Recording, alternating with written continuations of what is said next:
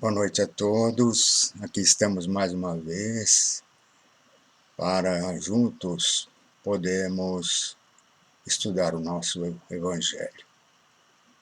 O Evangelho de Jesus, que trouxe os ensinamentos de nosso Pai até nós.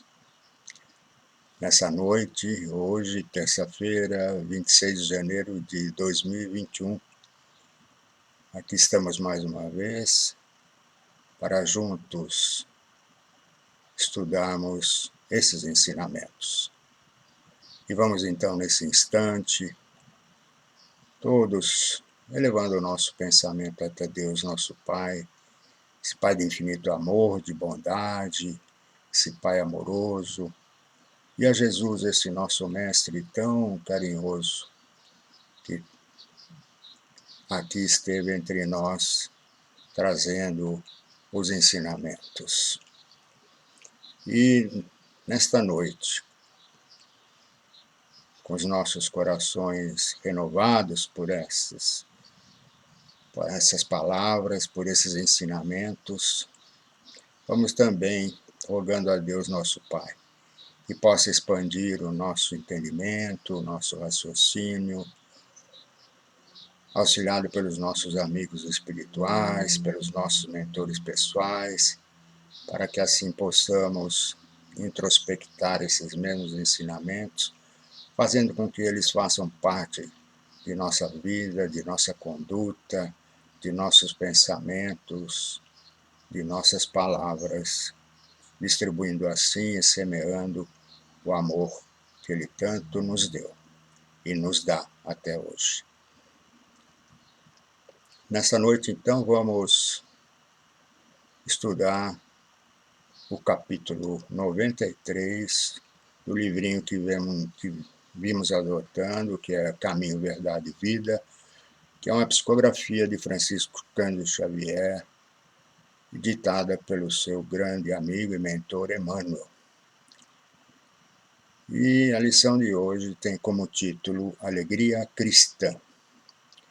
E Emmanuel foi buscar a motivação para escrever esse capítulo no Evangelho de João, no capítulo 16, versículo 20, que nos diz o seguinte: mas a vossa tristeza se converterá em alegria.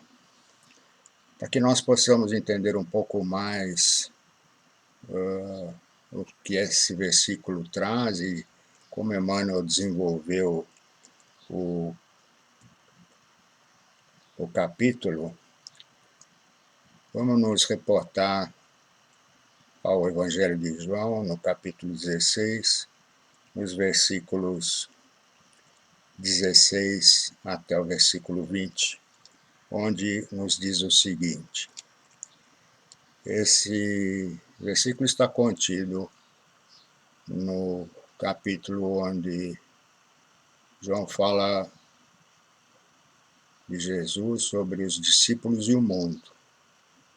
E no subparágrafo que fala do Paracleto, ou seja, a vinda do Consolador. E no versículo 16, João nos diz o seguinte, falando Jesus: anuncio de um breve retorno.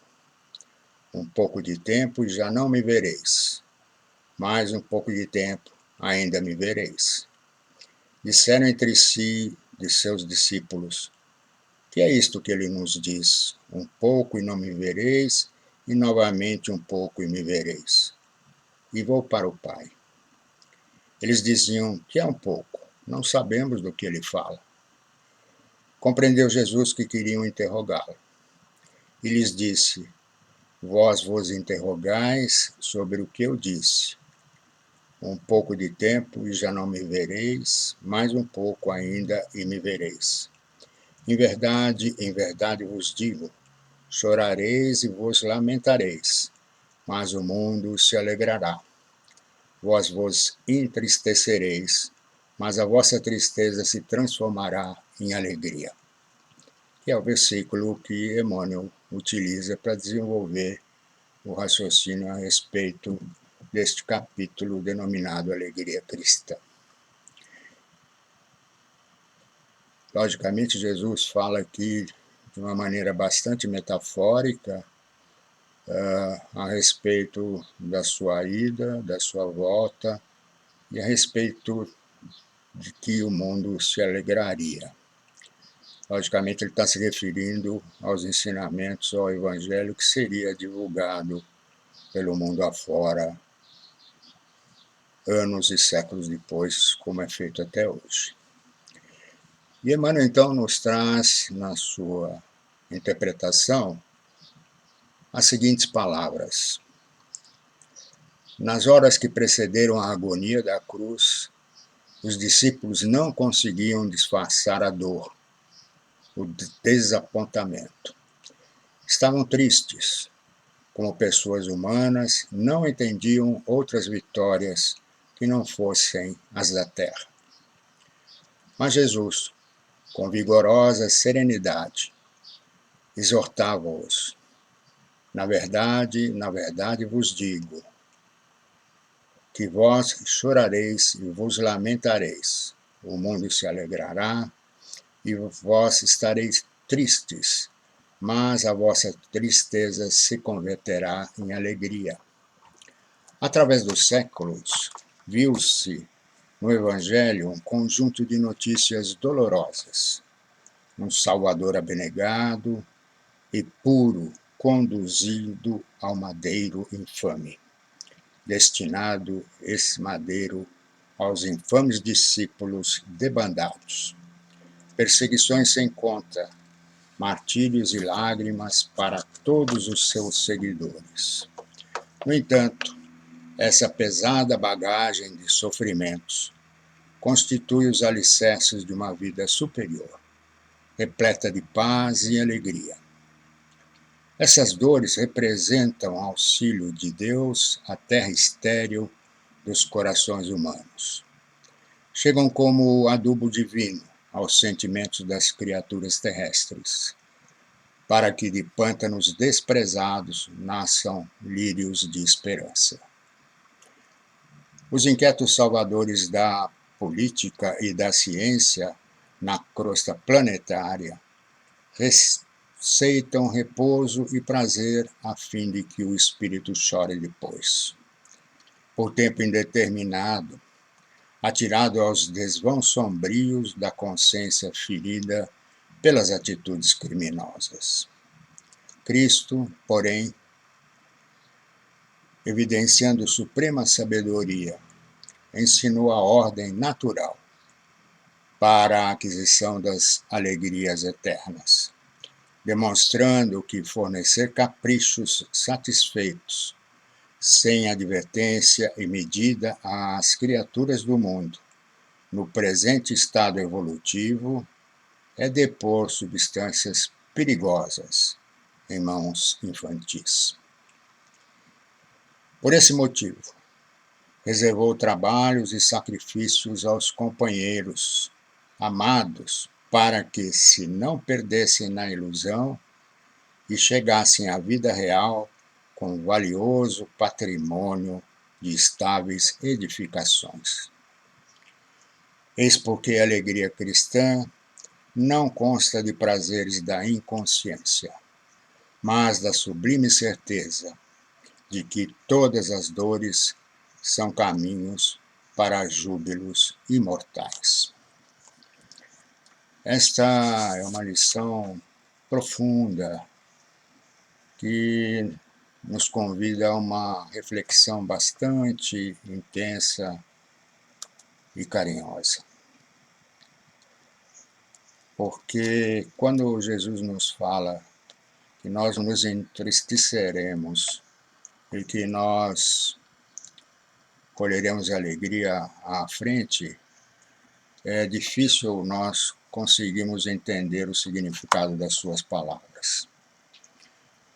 Porque é muito mais fácil nós acharmos a verdadeira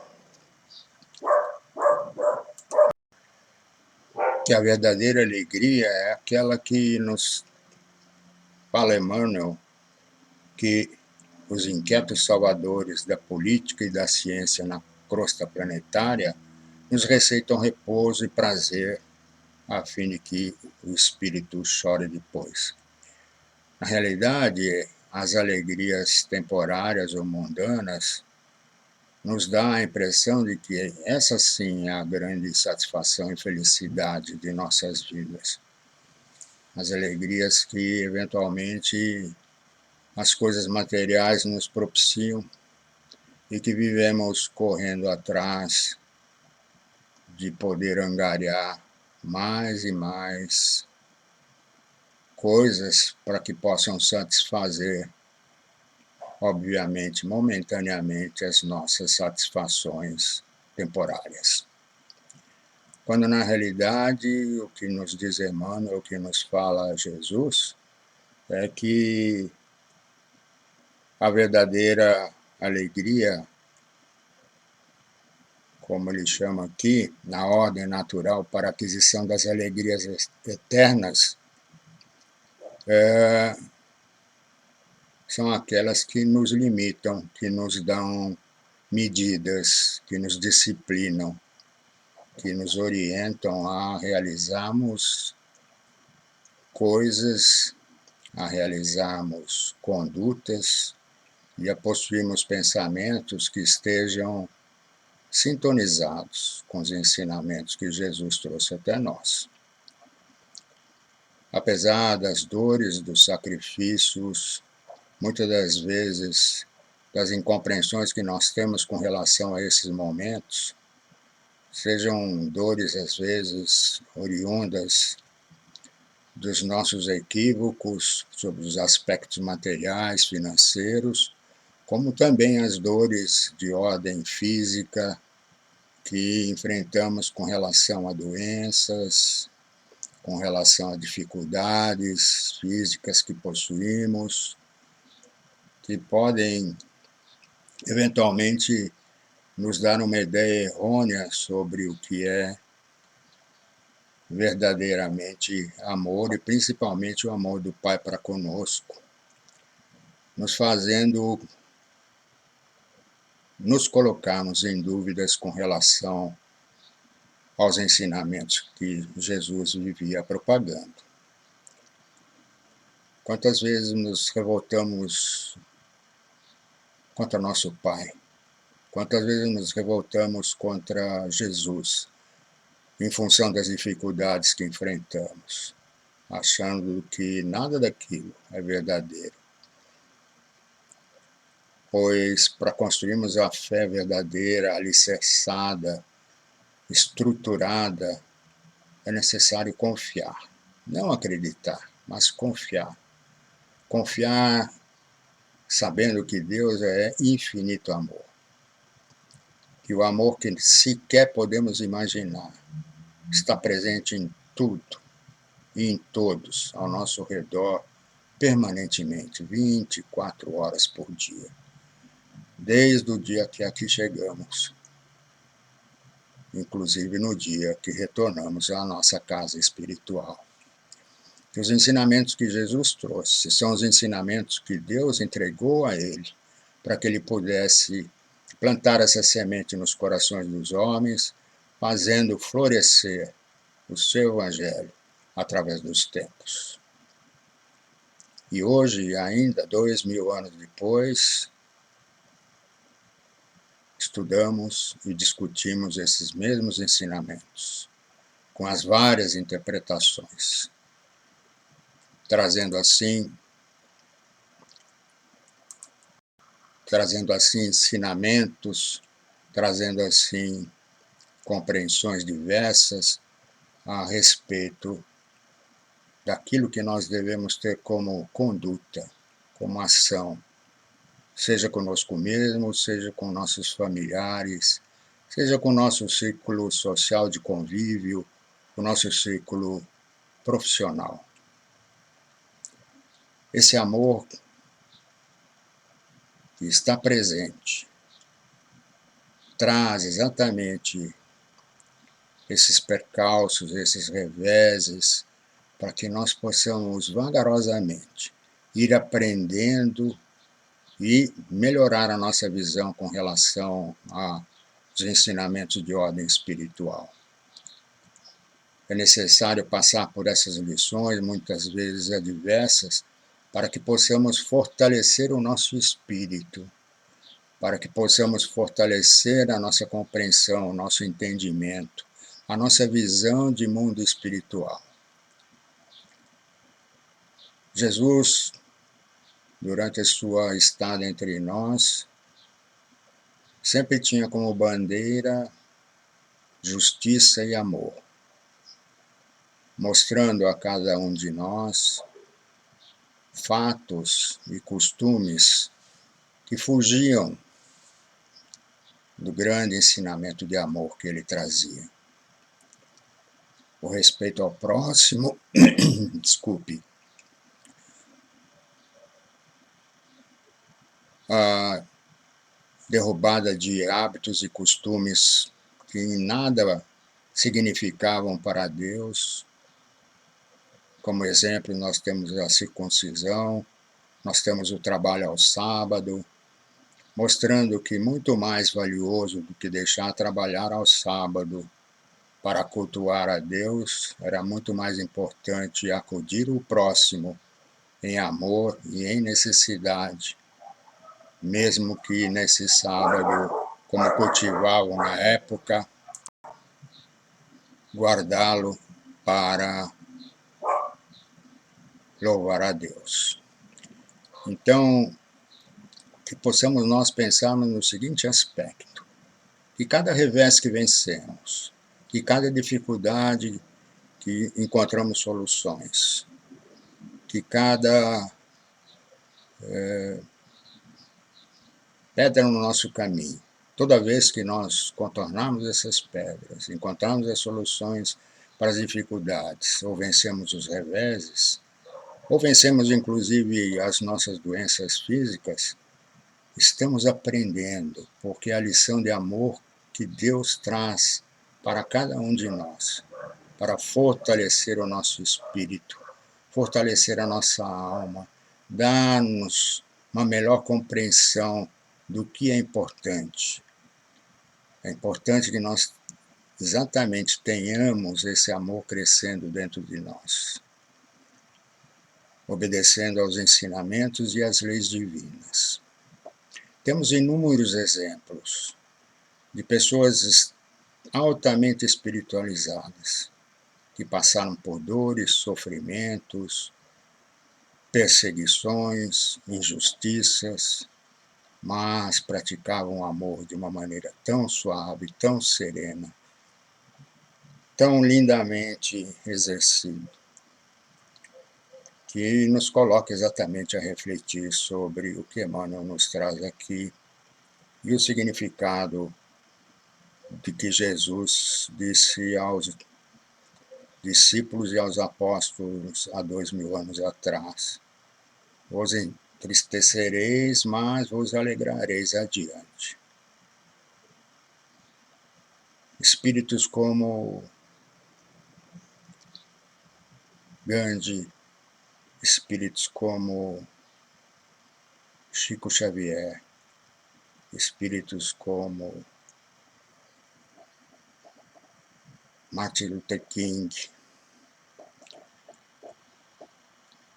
espíritos como Irmã Dulce e outros tantos que lutaram a vida inteira na sua simplicidade, na sua conduta, divulgando seus pensamentos, mas agindo sempre, agindo com muito amor em benefício do próximo. E exatamente esse exercício de amor é que cada vez mais os fortalecia na luta contra os reveses e as dificuldades da vida. Tantos exemplos assim é que nos põem a refletir sobre nossas condutas e a perceber que a felicidade momentânea que às vezes as coisas materiais possam nos trazer, elas são efêmeras, elas não permanecem em nossas almas, elas não permanecem em nosso espírito nos alimentando diariamente. O que nos alimenta diariamente ao espírito é o amor. O amor que praticamos junto aos nossos familiares, junto ao nosso próximo. O amor que praticamos nas atitudes de ajuda, de compreensão, de carinho, de tempo que às vezes empregamos para ouvir o nosso irmão. Ouvir as suas dores, suas lamentações, e muitas vezes inspirados pelos nossos amigos e benfeitores espirituais, temos a palavra de consolo e de ajuda que fazem com que as pessoas se sintam amparadas, amadas. Quantas vezes um abraço é extremamente regenerador. Quantas vezes um beijo, um olhar afetuoso, uma palavra carinhosa, levanta aqueles que estão caídos. Então, isso que é importante. Exatamente esse amor é que nos alimenta e nos fortalece no dia a dia. É esse amor que nos alegra. É esse amor que nos fortalece dentro das dificuldades. É esse amor que nos enrijece perante as dificuldades, fazendo com que nós possamos ter cada vez mais forças para suportar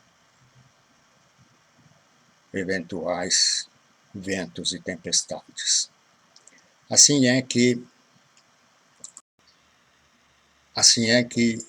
me lembro também de Madre Teresa de Calcutá, uma lutadora que soube distribuir o seu amor, o seu consolo a dezenas de irmãos e irmãs necessitados. E a sua força interior fazer com que ela se tornasse a grande guerreira dos ensinamentos de Jesus, distribuindo exatamente esse amor àqueles que necessitavam e distribuindo as sementes ao redor, trazendo para consigo inúmeros companheiras que com ela lutavam lado a lado. Assim é que, lembrando desses irmãos e irmãs, que são exemplos de luta, de persistência, de perseverança e resiliência ao longo das suas vidas, que possamos também tê-los como exemplos no nosso caminho. Mas me permitam trazer a vocês também um exemplo do amor divino, que o nosso irmão, companheiro Haroldo Dutra Dias nos traz em seu livro Despertar, a respeito do amor de Deus. E no parágrafo ele chama Amor Verdadeiro. Me permitam ler para que possamos fazer uma ideia a respeito do que estamos falando.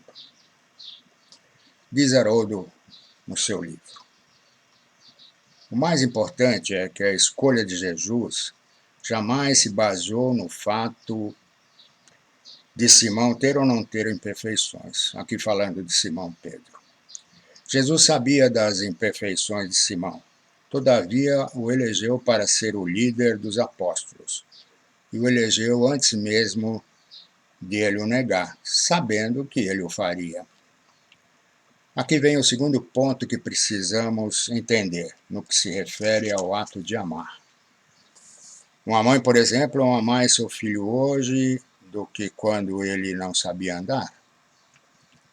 Qual mãe passa a amar mais o filho porque ele ficou melhor? A mãe ama e ponto final. A experiência mais maravilhosa que eu tive na vida, ele, Haroldo, em relação a isso, foi quando eu estava à frente de uma vara criminal, presidindo a cadeia pública de uma comarca. Por quê? Porque naquela oportunidade eu me dei conta de que todos os presos, em sua maioria, tinham mãe.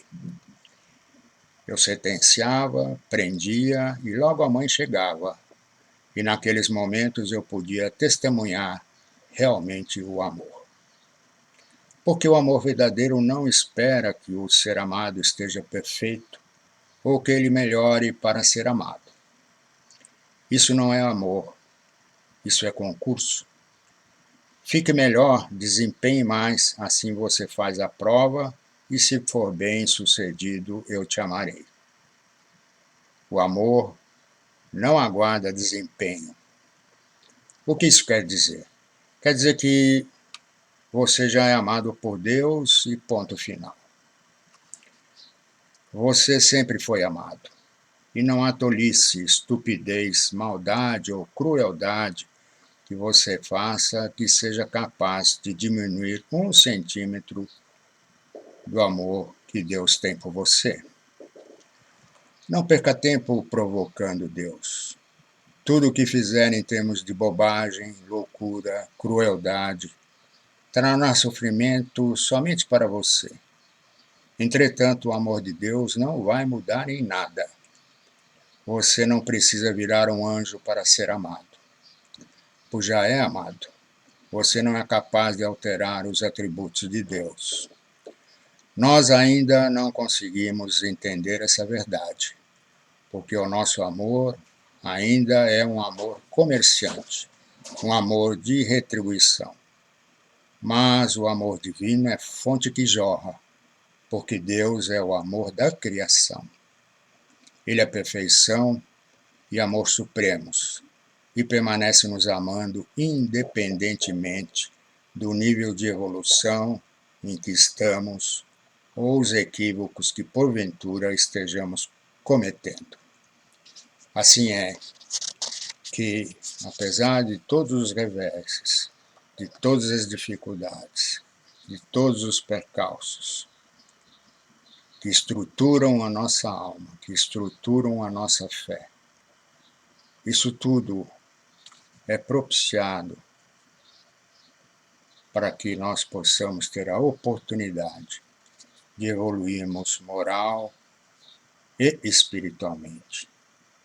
E, portanto, é no ambiente sagrado do lar, através das nossas reencarnações, o lugar perfeito para essa renovação, fazendo com que possamos, como diz Emmanuel, e como dizia Jesus, nos alegrarmos para a alegria da vida eterna.